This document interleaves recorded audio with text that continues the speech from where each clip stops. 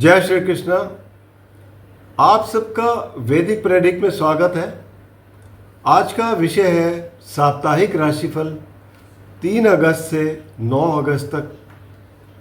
और इस सप्ताह ग्रहों की स्थिति जो बताती है वो ये कि चंद्र का गोचर शुरू हो रहा है वृश्चिक राशि से और सप्ताह के अंत में समाप्त होगा आपके मकर राशि में।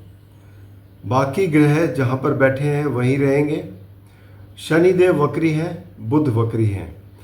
तो आइए देखें 12 राशियों पर इस सप्ताह क्या प्रभाव रहेगा। इससे पहले कि मैं शुरू करूं, आपसे रिक्वेस्ट है कि अगर आपने चैनल को सब्सक्राइब नहीं किया तो कृपया सब्सक्राइब करके बेल आइकन ज़रूर दबा दें ताकि आने वाली वीडियो की नोटिफिकेशन मिल जाए। और अगर आपको वीडियो पसंद आए तो आप इसे लाइक करें, शेयर करें ताकि दूसरे भी इसका लाभ उठा सकें। आजकल जब आप लाइक प्रेस करते हैं तो साथ ही में एक हाइप बटन आता है, तो उसको ज़रूर प्रेस कीजिएगा, उससे हमें काफ़ी बड़ी प्रोत्साहन मिलता है। तो चलिए शुरू करते हैं। और इस सप्ताह के राशिफल सबसे पहले देखेंगे मेष राशि का। मेष राशि के स्वामी मंगल हैं, छठे घर में गोचर कर रहे हैं। बाकी ग्रहों की स्थिति भी अनुकूल है। तीसरे घर में शुक्र और जुपिटर हैं। तो अभी आपके जो जितने भी आपके काम हैं वो अच्छे तरीके से निकलते रहेंगे। और तीसरे घर में बेसिकली देखा जाए तो शुक्र, क्योंकि धन भाव के स्वामी हैं, तो आपको थोड़ी एक्स्ट्रा एफर्ट डालने पड़ेंगे धन कमाने के लिए। गुरु बैठे हैं साथ में आपके। वैसे देखा जाए तो आपके यात्राएं काफ़ी सफल होंगी और भाई बहनों के साथ संबंध काफ़ी अच्छे रहेंगे। पारिवारिक स्थिति ओवरऑल ठीक ठाक है। चौथे घर में सूर्य और बुध वक्री हैं। बुध जब वक्री होते हैं तो आपके जो निर्णय हैं उस पर प्रभाव डालते हैं, कम्युनिकेशन पर प्रभाव डालते हैं। तो ये सब चीज़ें आपको देखने की ज़रूरत पड़ती है। तो आपको इतना ख्याल रखना है कि आप जो भी निर्णय लें उसमें थोड़ा सा आप सोच समझकर बोलें और अपने फैसलों को एक बार फिर से रिव्यू कर लें। और मंगल क्योंकि वैसे पावरफुल है, कोई दिक्कत नहीं है। कार्य क्षेत्र की जहाँ तक बात करें तो कार्य क्षेत्र के स्वामी शनिदेव 12वें घर में वक्री होकर बैठे हैं, जो ये कहते हैं कि कोई बदलाव ज़रूर है उसमें। चाहे वो हो सकता है नौकरी में बदलाव हो, पोजीशन चेंज हो, प्रोफाइल चेंज हो, कुछ भी हो सकता है। वक्री ग्रह वैसे भी पावरफुल होते हैं तो कोई ना कोई प्रभाव अपना डालेंगे, और ख़ासकर तब डालेंगे जब इनकी दशा या अंतरदशा चल रही होगी। राहु बैठे हुए हैं आपको 11वें घर में, अचानक से धन लाभ देते हैं। तो ये स्थिति है मेष राशि वालों की। अब बात करेंगे वृषभ राशि की। वृषभ राशि के स्वामी जो है शुक्र है। शुक्र दूसरे घर में बैठे हैं गुरु के साथ। पारिवारिक स्थिति बहुत अच्छी है, आपकी वाणी बहुत अच्छी है, आप जो भी खाने पीने में भी काफ़ी शौक रखते हैं। और तीसरे घर में सूर्य और बुध की युति है जो कि आपको पराक्रम में आपकी मदद करती है। कम्युनिकेशन में थोड़ा सा आपको ध्यान रखना पड़ेगा क्योंकि बुध वक्री है। वक्री बुध जो है आपके निर्णयों में ज़्यादा प्रभाव डालते हैं। और इस हफ्ते हैं, अगले सप्ताह 11 तारीख को ये मार्गी हो जाएंगे। उसके बाद सिचुएशन आपके लिए नॉर्मल होगी। चौथे घर में केतु है, 5वें में मंगल आ गए। मंगल 5वें में बेसिकली आपको अगर आप कोई ऐसा स्पोर्ट्स में है या कोई आर्ट फॉर्म में है, डांस वगैरह में है, तो वहाँ पर बहुत ही एक्सेलेंट परफॉर्म करेंगे, बहुत अच्छी स्थिति रहेगी। और शनिदेव 11वें घर में बैठे हैं, लाभ स्थान के मालिक, जो आपको कार्य क्षेत्र से अच्छे लाभ देते हैं। वक्री है, पावरफुल है। सप्तम भाव के स्वामी मंगल हैं। मंगल जो पंचम भाव में बैठे हैं बहुत अच्छी स्थिति में है। ओवरऑल आपके लिए सिर्फ ये देखता हूँ कि बीच के 2 दिन थोड़ा सा मानसिक तनाव बढ़ सकता है क्योंकि चंद्र जो है वो 8वें घर में होंगे, तो उसका प्रभाव थोड़ा सा पड़ सकता है। अदरवाइज़ कोई इतनी बड़ी परेशानी वाली बात नहीं है। अब बात करेंगे मिथुन राशि की। मिथुन राशि के स्वामी बुध हैं। बुध दूसरे घर में बैठे हैं सूर्य के साथ, अच्छी स्थिति में है बुध क्योंकि कारक भी है वाणी के आपके। धन लाभ भी देंगे और थोड़े खर्चे भी हो सकते हैं परिवार में।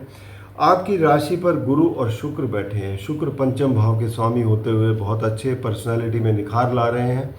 और साथ में गुरु भी बैठे हैं। गुरु आपका ज्ञान बढ़ाते हैं आपको एक बहुत ही अच्छी एक पर्सनालिटी, आपकी जो पर्सनालिटी है वो आपका समाज में या आपके जहाँ पर काम करते हैं वहाँ पर आपकी उसमें निखार लाते हैं। तो ये गुरु भी और शुक्र की युति जो है वो आपके लिए काफ़ी सहायक रहती है।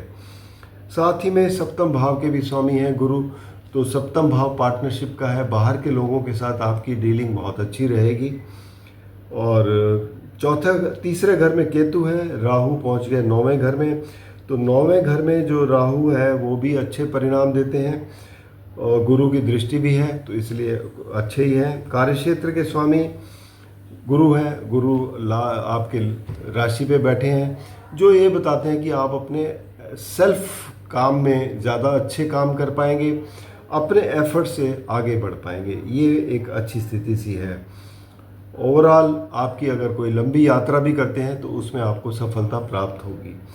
अब बात करेंगे कर्क राशि। कर्क राशि वालों के लिए अभी ये समय महीना काफ़ी अच्छा है।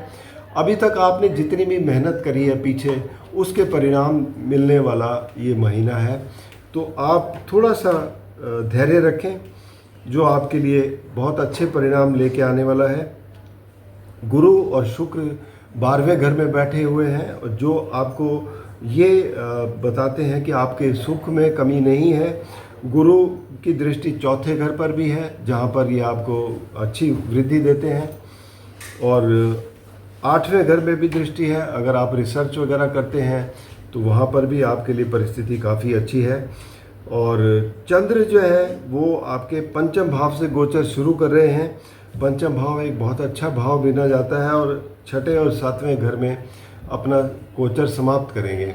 तो बीच के 2 दिन हो सकता है थोड़े से स्ट्रगल रहे आपके लिए, तो वहाँ पर आपको अपने जो स्ट्रगल को पॉजिटिव डायरेक्शन देनी है, जिससे आपको लाभ मिलता हुआ नज़र आएगा।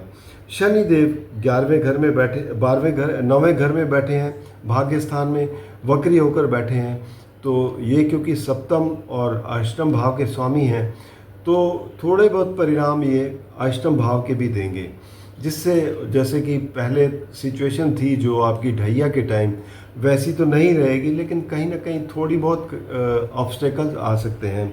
तो इस चीज़ का ज़रूर ध्यान रखिए। ओवरऑल धन की स्थिति आपकी बहुत अच्छी है, पारिवारिक स्थिति बहुत अच्छी है। अब बात करेंगे सिंह राशि। सिंह राशि के स्वामी जो है वो सूर्य हैं। सूर्य 12वें घर में बैठे हैं। 12वां घर बेसिकली देखा जाए तो थोड़ा व्यय का होता है, तो आपको एक तो अपनी सेहत का भी ध्यान रखना है, दूसरा आपके खर्चों पर कंट्रोल करना है। और बुध साथ बैठे हैं वक्री होकर, अपने निर्णय पर जो पैसों से रिलेटेड हैं, क्योंकि दोनों ही फाइनेंस से जुड़े हुए घरों के मालिक हैं बुध, तो यहाँ पर आपको अपने पैसों का खर्च जो है बड़ा सोच समझ कर करना है, ताकि बहुत ज़्यादा ना हो जिससे आप कुछ कर्जे वाली सिचुएशन में आए। तो फिलहाल क्योंकि इस हफ्ते के लिए खासकर आपको थोड़ा ज़्यादा सतर्क रहना है। साथ ही में आपकी जो है ढैया भी चल रही है, शनि 8वें घर में है, परेशानी ला सकते हैं, वक्री है, पावरफुल भी है। तो एक तो आपको आर्गूमेंट्स वगैरह में नहीं करना। अगर आपके ऊपर कोई कोर्ट कचहरी का केस है तो उसे बड़े ध्यान से, पूरे तरीके से उस पर ध्यान दें, फोकस करके चलें, और वहाँ पर जो कुछ भी करना है उसे करिए। और अपनी सेहत का भी ध्यान रखिए, क्योंकि थोड़ी बहुत परेशानी देते हैं ये स्वास्थ्य के मामले में भी। गुरु और शुक्र ये बैठे हुए हैं आपके 11वें घर में, लाभ स्थान में। तो लाभ तो दे रहे हैं ये दोनों, लेकिन फिर भी ओवरऑल सिचुएशन जो है बैलेंस हो रही है। बस आपको अपने सेहत का ख्याल रखना है, इतना ज़रूर ध्यान रखें। कन्या राशि की बात करें तो कन्या राशि के स्वामी बुध हैं। बुध वक्री होकर 11वें घर में बैठे हैं, और सूर्य साथ में है। आपकी नेटवर्किंग भी बहुत अच्छी है। और गुरु और शुक्र, क्योंकि भाग्य स्थान के और धन भाव के स्वामी हैं शुक्र, ये बैठे हुए 10वें घर में। 10वें घर में इन दोनों की युति आपके लिए एक कामकाज के क्षेत्र में आपकी मान प्रतिष्ठा बढ़ाते हैं, और आप जो है लोगों का सहयोग प्राप्त करते हैं, और उससे धन में भी वृद्धि होती है। कामकाज में आपकी रेपुटेशन बहुत अच्छी रहेगी, पारिवारिक स्थिति भी बहुत अच्छी रहेगी। शनिदेव सप्तम भाव में बैठे हैं वक्री होकर, तो यहाँ पर पार्टनरशिप में आपको थोड़ा ज़्यादा ध्यान रखना है, ताकि आप जो है जो भी काम करें आप पार्टनर्स के साथ करें तो उसमें तालमेल बिठा के चलिए ताकि वहाँ पर परेशानी ना हो।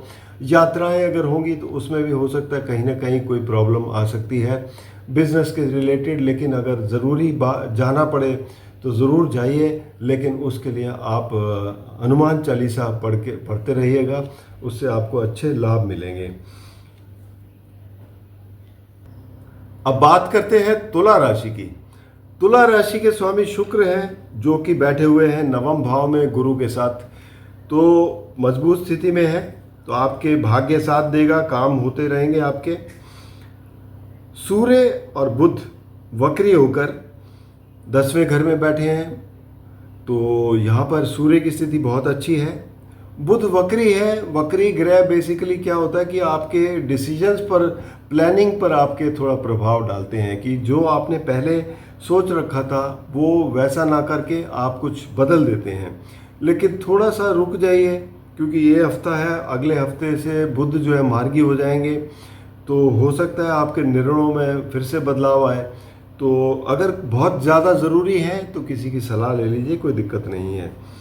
शनि देव जो है वो बैठे हुए हैं आपके छठे घर में। छठे घर में शनि काफ़ी अच्छे प्रभाव देते हैं, आपके स्ट्रगल में आपकी बहुत मदद करते हैं। क्रूर ग्रह जितने भी छठे घर में बैठे हों वो आपकी मदद करते हैं, सिवाय एक चीज़ के, क्योंकि शनि देव आपके गैस्ट्रिक प्रॉब्लम ये सब कर सकते हैं, तो खाने पर पीने पर ध्यान दीजिए और कोई दिक्कत नहीं है। धन भाव की बात करें तो धन भाव के स्वामी मंगल है। मंगल कन्या राशि में बैठे हैं जो कि 12वां घर है, तो इसका मतलब ये है कि आपके थोड़ा खर्चे ज़रूर होंगे, खर्चों पर कंट्रोल करिए। या अगर आप कोई फॉरेन से जुड़े, विदेश से जुड़े कोई काम करते हैं, उसमें आपको मिल सकती है सहायता, एक्सेस धन हो सकता है, ये स्थिति बताते हैं। ओवरऑल देखा जाए तो राहु पंचम भाव में बैठे हैं जो आपको स्पेकुलेटिव एक्टिविटीज़ में आपकी बड़ी मदद कर रहे हैं, तो स्थिति आपके लिए काफ़ी फेवरेबल है। अब बात करेंगे वृश्चिक राशि की। तो वृश्चिक राशि के स्वामी जो है वो है मंगल बैठे हुए हैं 11वें घर में कन्या राशि में। तो यहाँ पर आपके लिए स्वास्थ्य अच्छा है, आपको लाभ मिल रहा है और आप जो भी काम करते हैं उसमें आपको सफलता प्राप्त होती है। गुरु और शुक्र जो कि बैठे हुए हैं 8वें घर में। अब ये 8वें घर में थोड़ी सी कमज़ोर स्थिति रहती है, लेकिन शुक्र 8वें घर में अच्छे परिणाम देते हैं। तो यहाँ पर बेसिकली धन भाव को देख रहे हैं, धन में हो सकता है कोई खर्चे वगैरह करवा दें, लेकिन ओवरऑल स्थिति आपके कंट्रोल में है क्योंकि मंगल लाभ स्थान में बैठे हैं, ये बहुत बड़ी पॉजिटिव चीज़ है। राहु चौथे घर में बैठे हैं, तो घर का वास्तु थोड़ा ठीक रखिएगा ताकि आपके जो है राहु परेशान ना हो। राहु पर गुरु की दृष्टि है और गुरु जो है वो राहु पर और अच्छा प्रभाव डालते हैं जो पॉजिटिव रिजल्ट देते हैं। बस सिर्फ अपना घर का वास्तु ठीक करिए तो बाकी और कोई दिक्कत नहीं है।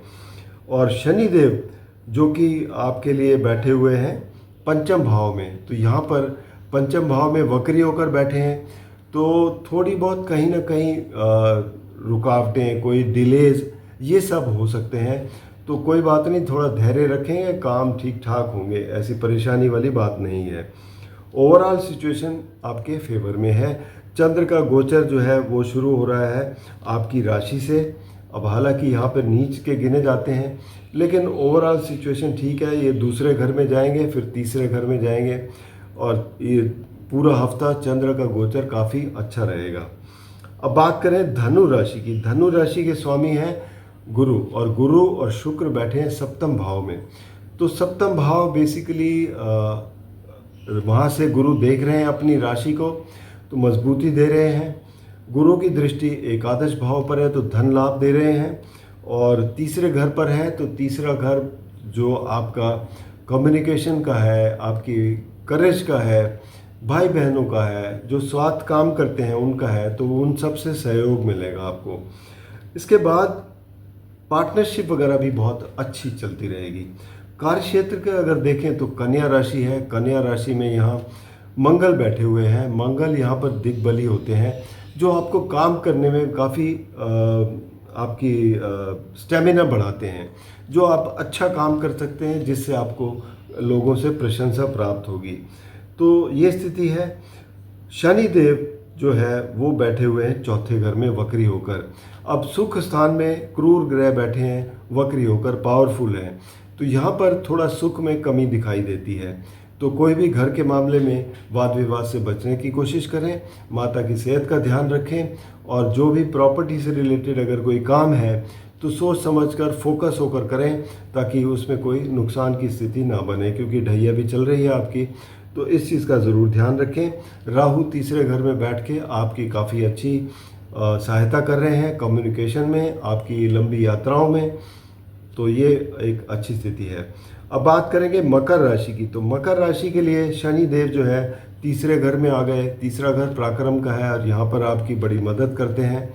आपकी बेसिकली आपकी हिम्मत बढ़ती है, आप को धन प्राप्त होता है अपनी मेहनत से, और लोगों का साथ मिलता है, भाई बहनों का भी साथ मिलता है। वक्री है, वक्री का मतलब ये होता है कि कोई पीछे कोई काम अगर रह गए हैं तो उन पर ध्यान दीजिए, वो भी पूरे कर लीजिए, तो अच्छी स्थिति है। उसके बाद देखा जाए तो राहु दूसरे घर में बैठे हैं। दूसरे घर के राहु गुरु की दृष्टि है, तो छठे घर में बैठे हैं गुरु और शुक्र।